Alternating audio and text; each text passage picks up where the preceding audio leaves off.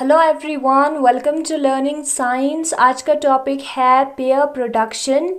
Pair production नाम में ही दिया है, पेयर प्रोडक्शन में पेयर प्रोड्यूस होता है।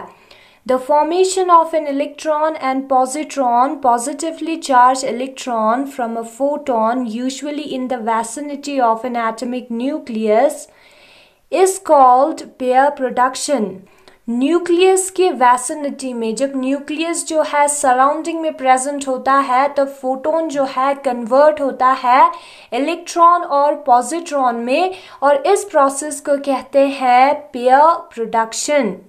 यहाँ पे पेयर प्रोडक्शन दिया है। पेयर प्रोडक्शन में न्यूक्लियस के वैसिनिटी में, वैसिनिटी का मतलब होता है सराउंडिंग, जब न्यूक्लियस सराउंडिंग में प्रेजेंट होता है तो जो फोटोन है वो कन्वर्ट हो जाता है इलेक्ट्रॉन और पॉजिट्रॉन में। वो जनरेट करता है, प्रोड्यूस करता है इलेक्ट्रॉन और positron. In this process, electromagnetic energy is changed into matter. Pair production में जो फोटोन है, जो कि इलेक्ट्रोमैग्नेटिक एनर्जी है, वो कन्वर्ट हो जाता है, चेंज हो जाता है इलेक्ट्रॉन और पॉजिट्रॉन में, जो कि मैटर है। The inverse of pair production, pair annihilation, occurs when a positron is near an electron and the two come together under the influence of their opposite electric charges. जो inverse होता है pair production का, यानी कि जब positron और electron combine होके gamma ray देता है, उस प्रोसेस को कहते हैं पेयर एनाइलेशन। पेयर एनाइलेशन में जो पॉजिट्रॉन और इलेक्ट्रॉन है वो कंबाइन हो जाता है, एक दूसरे के साथ आ जाता है गामा रे देने के लिए।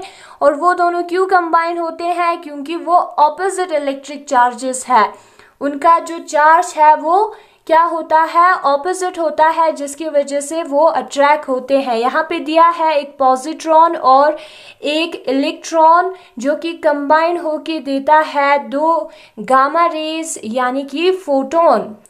No nucleus or other particle is needed for pair annihilation to take place. Pair annihilation के होने के लिए न्यूक्लियस या किसी दूसरे पार्टिकल का सराउंडिंग में प्रेजेंट होना जरूरी नहीं है, जबकि पेयर प्रोडक्शन होने के लिए न्यूक्लियस का सराउंडिंग में होना जरूरी है। In pair production any law of conservation is not violated. Pair production में जितने भी लॉ ऑफ कंजर्वेशन है वो सारे फॉलो होते हैं, वो वायलेट नहीं होते। The sum of the charges of the electron Q is equal to -E and of the positron Q is equal to +E is 0 as is the charge of photon. Electron का charge होता है -E, positron का charge होता है +E। जब हम उन दोनों को सम करेंगे -E + E हो जाएगा 0, जो कि फोटोन का चार्ज है, जिससे हमें पता चलता है कि जो पेयर प्रोडक्शन है उसमें इलेक्ट्रिक चार्ज कंजर्व रहता है। The total energy including rest energy of electron and positron equals the photon energy. जो total energy होता है इलेक्ट्रॉन और पॉजिट्रॉन का, जिसमें रेस्ट एनर्जी भी आता है, वो बराबर होता है फोटोन के एनर्जी से। तो इसमें जो एनर्जी है वो भी कंजर्व रहता है, and linear momentum is also conserve. और जो पेयर प्रोडक्शन प्रोसेस है उसमें लीनियर मोमेंटम भी कंजर्व रहता है। Thus, during pair production, law of conservation of energy, linear momentum and electric charge are followed. तो जो पेयर प्रोडक्शन प्रोसेस है उसमें लीनियर मोमेंटम, इलेक्ट्रिक चार्ज और एनर्जी का जो लॉ ऑफ कंजर्वेशन है वो फॉलो होता है। Pair production cannot occur in free space as the law of conservation of momentum and energy are not followed there. जो पेयर प्रोडक्शन है वो फ्री स्पेस में नहीं होता है, क्योंकि जो law of conservation of momentum और एनर्जी जो है फ्री स्पेस में फॉलो नहीं होता है। The rest energy of electron or positron is 0.51 mega electron volt. जो रेस्ट एनर्जी है इलेक्ट्रॉन और पॉजिट्रॉन का वो बराबर होता है 0.51 mega electron volt. Mega electron volt जो है वो एनर्जी का यूनिट है। Hence pair production requires a photon energy of at least 1.02 mega electron volt.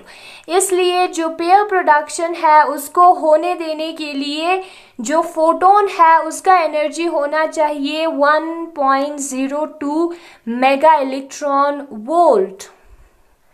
Positron का रेस्ट एनर्जी होता है 0.51 मेगा इलेक्ट्रॉन वोल्ट और इलेक्ट्रॉन का भी रेस्ट एनर्जी होता है 0.51 मेगा इलेक्ट्रॉन वोल्ट। तो यहाँ पे जो फोटोन है उसका एनर्जी होना चाहिए 1.02 मेगा इलेक्ट्रॉन वोल्ट, क्योंकि इन दोनों का सम करेंगे तो इसके बराबर आएगा। एनर्जी अगर कंजर्व रहता है, मतलब कि जो इनिशियल एनर्जी है 1.02 और जो फाइनल एनर्जी होगा प्रोसेस के होने के बाद, यानी कि इन दोनों का सम जो है वो बराबर आना चाहिए। तो पेयर प्रोडक्शन होने के लिए उसका एनर्जी 1.02 कम से कम होना ही चाहिए। Any additional photon energy becomes kinetic energy of the electron and positron. तो जो पेयर प्रोडक्शन है उसको होने देने के लिए जो फोटोन है उसका एनर्जी होना चाहिए 1.02, कम से कम उससे नीचे होगा तो जो पेयर प्रोडक्शन प्रोसेस है वो नहीं होगा। अगर इससे ज्यादा हुआ तो जो एनर्जी बचती है वो as a kinetic energy of electron and positron appear होगा।